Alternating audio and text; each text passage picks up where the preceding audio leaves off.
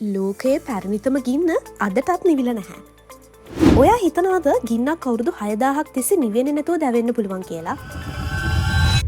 ඔස්ට්‍රේලියාවේ New south Wales ප්‍රාන්තයේ තියෙන burning මවුන්ටන් කියන කන්ත ලෝකයේ තියෙන අද්භූතම ස්ථානවලින් එකක්.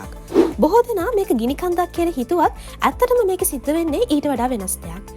මේ කන්ද යට ගල් ලඟුරු තට්ටුවක් වසර 10 ගානකට කලින් ස්වභාවිකව ගිනිගෙන තියෙනවා.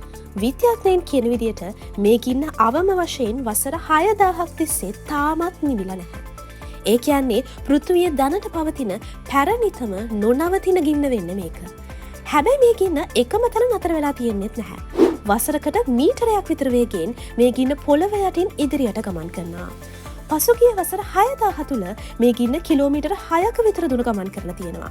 මේකේ අමුතුම දේ තමයි කන්ද උඩට ගියත් ඔයාට ගිනි දැල් පේන්නේ නැතිවීම. මොකද ගින්න තියෙන්නේ පොළව මතු පිටට මීටර 30ක් විතර යටින්. ඒත් පොළවෙන් සුදු දුමාර පිට වෙනවා. සල්ෆර් ගඳක් දැනෙනවා වගේම සමහර තැන්වල පොළවේ උණුසුම සෙල්සියස් අංශක 350ක් දක්වා ඉහළ යනවා. ගින්න යටින් ගමන් කරන තැන්වල ගස් මැරිලා යාම ඊට පස්සේ ගින්න ඉස්සරහට ගියාම ආයෙත් අලුත් පැලෑටි වැවෙන්න ගැනීමත් ඔයාලට නිරීක්ෂණය කරන්න පුළුවන්. ඒ නිසා ගින්න ගිය පාරත් කන්ද උඩින් හොඳට පැහැදිලිව දර්ශනය වෙනවා. ඕස්ට්‍රේලියානු ආදිවාසීන් මේ කන්ද ගැන දැනගෙන හිටියේ වසර 10 ගණනකට කලින් ඉඳන්. ඔවුන් මේක ආහාර පිසෙන්නත් උණුසුමටත් භාවිතා කරලා තියෙනවා. අද වෙනකොට මේ බර්නින් මවුන්ටන් ලෝකයේ භූ විද්‍යාඥයින්ට ජීවමාන පරීක්ෂණාගාරයක් වෙලා තියෙනවා.